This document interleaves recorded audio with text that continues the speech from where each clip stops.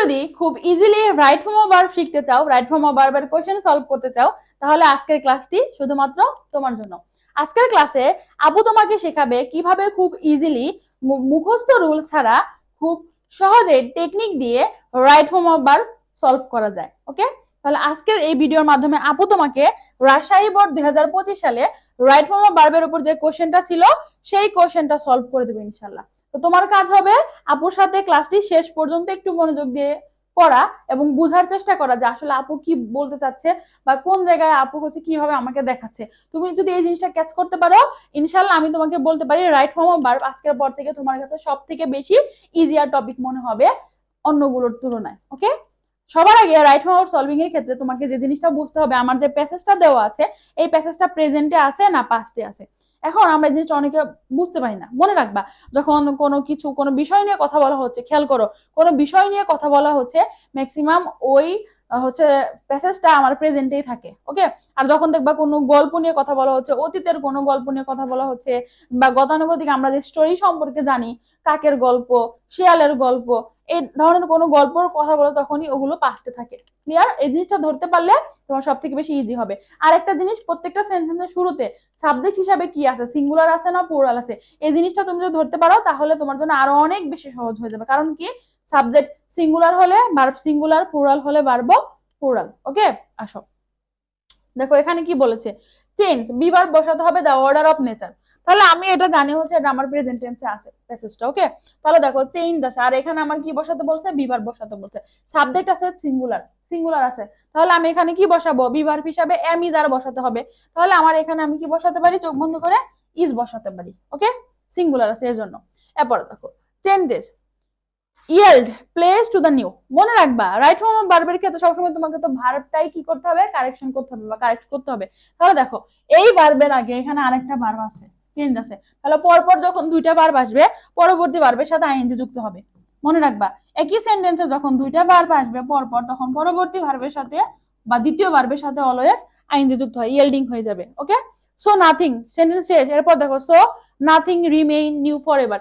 একটু খেয়াল করো এখানে সাবজেক্ট কি আছে, নাথিং আছে, থার্ড পারসন সিঙ্গুলার বলতে পারো, তাহলে এটা হয়ে যাবে হচ্ছে রিমেইনস, ভার্বটাও সিঙ্গুলার হয়ে যাবে। ওকে, সাবজেক্ট সিঙ্গুলার হলে ভার্বও সিঙ্গুলার। এরপরে দেখো দ্য সেম উই, একটু খেয়াল করো, the same we notice in entertainment also. এছাড়া আমরা আর কোথায় নোটিস করতে পারি, এন্টারটেইনমেন্টের ক্ষেত্রে। তাহলে দেখো এখানে ভার্বটা কি আছে, প্লুরাল আছে, তাহলে ভার্বটাও আমার সরি সাবজেক্টটা কি আছে, প্লুরাল আছে, তাহলে ভার্বটাও কি হয়ে যাবে, প্লুরাল হয়ে যাবে। তাহলে এটা কি থাকবে, নোটিস। এরপরে দেখো ওল্ড এন্ড ট্রেডিশনাল, এখানে একটু বুঝতে হবে, old and traditional forms change. দেখো তাহলে এটা কি হয়ে যাচ্ছে, চেঞ্জ হয়ে যাচ্ছে। হ্যাঁ, ওল্ড এন্ড ট্রেডিশনাল ফর্মসটা কি হয়ে যাচ্ছে, চেঞ্জ হয়ে যাচ্ছে। তাহলে আমরা এটা নিজে নিজে তো হচ্ছে না, কারো দ্বারা হচ্ছে, প্যাসিভ করে দিব, প্রেজেন্ট পারফেক্ট টেন্স এর প্যাসিভ করে দিব। তাহলে আমরা এখানে কি লিখবো, হ্যাভ বিন, কি লিখবো, হ্যাভ বিন চেঞ্জড। ওকে, এরপর দেখো কি বলেছে, এন্ড একটু খেয়াল করো, and modify by new and modern forms of entertainment. তুমি আরো আরেকটা ভাবে বুঝতে পারো, সেটা হচ্ছে দেখো এখানে বাই আছে প্যাসিভ, এটা দেখেও অনেকে ধরতে পারে, যারা আছে না শর্টকাট খুঁজে, এটা দেখেও বুঝতে পারো। এরপর আসো দেখো এই যে একটা সেন্টেন্স, এই যে সরি এই যে একটা ভার্ব, এই যে একটা ভার্ব, মাঝখানে কি আছে, এন্ড আছে। তাহলে মনে রাখবা এন্ড এর আগে পরে অলওয়েজ সেম হয়। তাহলে এন্ড এর আগের ভার্বটা আমি কি করলাম, V3 করে দিছি না, তাহলে এন্ড এর পরের ভার্বটাও V3 হয়ে যাবে, দ্যাটস মিন্স হয়ে যাবে হচ্ছে মডিফাইড। বুঝতে পেরেছো? এরপরে দেখো কি আছে, many of them exist any longer, মানে এর মধ্যে অনেক কিছু কি করে না, মানে দীর্ঘ সময় ধরে এক্সিস্ট করে না। বাংলাটা বুঝতে হবে, এক্সিস্ট করে না, নেগেটিভ অর্থ দিচ্ছে। তাহলে আমি এটা কি করে দিব, নেগেটিভ করে দেবো, ডু অথবা ডাজ আনবো। এখন আমাকে দেখতে হবে সাবজেক্ট কি আছে, সিঙ্গুলার আছে না প্লুরাল আছে, অবশ্যই প্লুরাল আছে, তাহলে আমি এখানে কি আনবো, ডু আনবো। তাহলে আমি একটু নিয়ে আসি ডু নট আগে, এরপরে বাকিটা বলছি। তাহলে আমি নিয়ে আসলাম do not.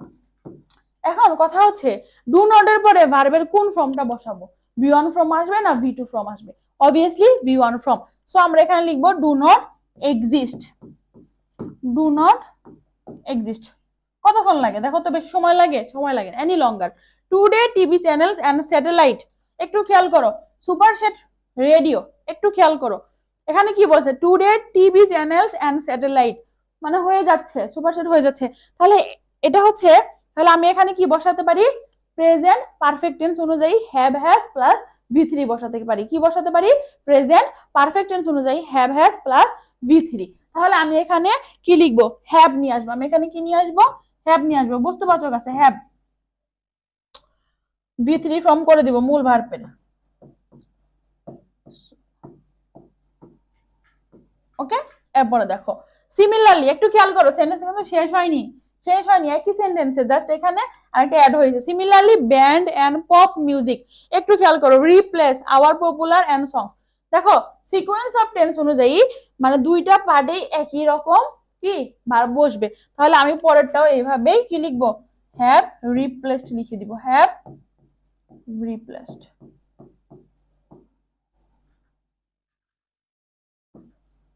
Clear?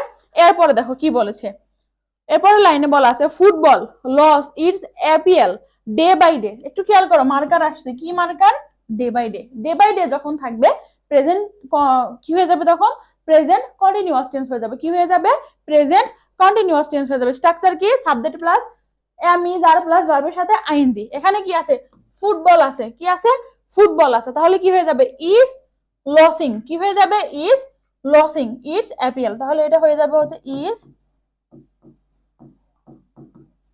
Losing. Clear? বুঝতে পেরেছো?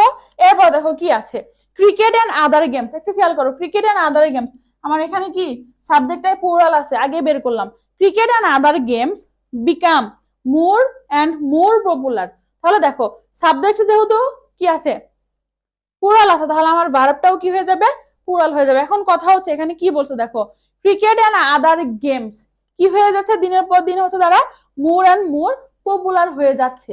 তাহলে এটা কি হয়ে যাচ্ছে বলতো, একটা জিনিস হচ্ছে বর্তমানে কোন জিনিস, ধরো এটাকে হচ্ছে চলমান বিষয়টা বোঝাচ্ছে, মানে কন্টিনিউয়াস হ্যাঁ হয়ে যাচ্ছে।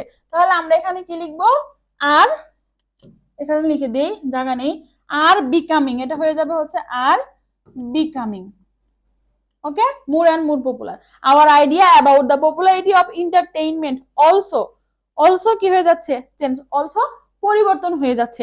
তাহলে এখানে আমরা কি লিখতে পারি, এখানে আমরা লিখতে পারি হ্যাজ চেঞ্জড। এখানে আমরা কি লিখতে পারি, হ্যাজ চেঞ্জড। আপু এখানে লিখে দিচ্ছি হ্যাজ, এখানে ইডি যুক্ত করে দিবা, কারণ কি হ্যাভ হ্যাজ এর পরে V3 ফর্ম বসে। ওকে, উই হ্যাভ স্টার্টেড, একটু খেয়াল করো, এখানে কি আছে, স্টার্ট আছে, স্টার্ট আছে, স্টার্টের পরে ভার্বের সাথে আইএনজি যুক্ত হয়ে যায়। স্টার্টেড লুকিং, লুক আছে, আমি কি করে দিব, লুকিং করে দেবো, upon our forms of all life in a new way. এরপর দেখো কি আছে, এন্ড আছে, and get habituated to it. একটু খেয়াল করো, এন্ড এর আগে পরে, আপু বলেছিল এন্ড এর আগে পরে সেম ফর্মই বসে। তাহলে এখানে এন্ড এর আগে কি আছে, ভার্বের সাথে আইএনজি যুক্ত হয়েছে, তাহলে এন্ড এর পরেও আইএনজি যুক্ত হবে। দ্যাটস মিন্স এখানে হয়ে যাবে গেটিং। বুঝতে পেরেছো? তাহলে তোমাকে যে জিনিসটা বললাম বুঝতে হবে যে আসলে প্যাসেজটা কোন টেন্স আছে, সেন্টেন্সটা কোন টেন্সে, সেন্টেন্সের সাবজেক্ট সিঙ্গুলার আছে না প্লুরাল আছে। ওকে, এই জিনিসটা বুঝতে পারলে তুমি খুব ইজিলি সলভ করতে পারবে। তো তুমি যদি আপুর সাথে এরকম মানে তোমার বেসিকটাকে, ফাউন্ডেশনটাকে আরো বেশি স্ট্রং করতে চাও, ওকে, একদম ভেঙে ভেঙে পড়তে চাও, তাহলে দেখো আপু তোমাদের জন্য একটা কোর্স নিয়েছে, সেখানে হচ্ছে গোল A+, গোল A+ ব্যাচ। তো এখানে 27 ব্যাচের জন্য তোমরা যারা হচ্ছে 27 বছর আমাদের সাথে যুক্ত হতে চাচ্ছ বা যুক্ত হচ্ছ, তাদের আসলে এই ব্যাচে থাকছেটা কি, তাদের জন্য এই ব্যাচে থাকবে এইচএসসি এর ফুল সাপোর্ট। এইচএসসি এর পর যখন তুমি ভার্সিটি অ্যাডমিশন দিবে, প্রত্যেকটা ভার্সিটির ইংরেজির যে সাপোর্টটা থাকবে, সেই সাপোর্টটা তুমি আপুদের কাছ থেকে পাবে ইনশাআল্লাহ। ওকে, এখন কথা হচ্ছে আমাদের কোর্সে আসলে কি ক্লাসটা হবে, ইংরেজি প্রথম পত্র অর্থাৎ English first paper and then English second পেপারের পূর্ণাঙ্গ গাইডলাইন তুমি আমাদের সাথে পাচ্ছ। ক্লাস সংখ্যা হচ্ছে ইংলিশ ফার্স্ট পেপারের উপর তুমি 60টি ক্লাস পাচ্ছ, 60টি ক্লাসের জন্য 60টি পিডিএফ, এন্ড দেন প্রত্যেকটা ক্লাসের পর হচ্ছে একটা করে পরীক্ষা, টোটাল 60টি পরীক্ষা, এন্ড দেন লাস্টে হচ্ছে 5টি final model test. Okay, second পেপারের ক্ষেত্রেও সেম, 60টি ক্লাস, 60টি পিডিএফ, এন্ড দেন হচ্ছে 60টি পরীক্ষা, এন্ড দেন ফাইনালি 5টা মডেল টেস্ট। ওকে, আর পেয়ে যাচ্ছ আমাদের কোর্স এনরোল করলে আপুর লেখা ইংলিশ সেকেন্ড পেপারের এই বইটি। ওকে, এই বইটির মধ্যে থাকছে প্রত্যেকটা গ্রামারের টপিক একদম গুছিয়ে গুছিয়ে, যতটুকু তোমার জন্য দরকার ওইভাবে লেখা, খুব ইজিলি। ওকে, একদম নোট আকারে। আর প্রিভিয়াস ইয়ারের প্রত্যেকটা কোশ্চেনের একদম ব্যাখ্যা সহ এখানে দেওয়া আছে, স্ক্যানও দেওয়া আছে। তুমি যদি কোনো জায়গায় আটকে যাও, স্ক্যান করে সাথে সাথে তোমার সেই কনফিউশন বা ডাউটটা ক্লিয়ার করে নিতে পারবে। ওকে, এখন কথা হচ্ছে আমাদের কোর্স ফি কত। তুমি যদি বই সহ আমাদের কোর্সে এনরোল করো, কোর্স ফি 999 টাকা। আর যদি বই ছাড়া আমাদের সাথে এনরোল করো তাহলে তোমার জন্য কোর্স ফি 699 টাকা। আর তুমি যদি শুধু বইটি কিনতে চাও, এই সম্পর্কেও আমাদের পেজে ইনবক্স করে বিস্তারিত জেনে নিতে পারো। ওকে, এখন ভর্তি কিভাবে হবে, ভর্তি হতে চাইলে আমাদের পেজ ইনবক্স করতে পারো, অথবা এখানে যে নাম্বার দেওয়া আছে তুমি এই নাম্বারে কল দিয়ে বাকি বিস্তারিত জেনে নিতে পারবে ইনশাল্লাহ। ওকে, তাহলে আপুর সাথে তোমার আবার দেখা হবে পরবর্তী বোর্ড কোশ্চেন সলভিং ক্লাসে। ধন্যবাদ সবাইকে।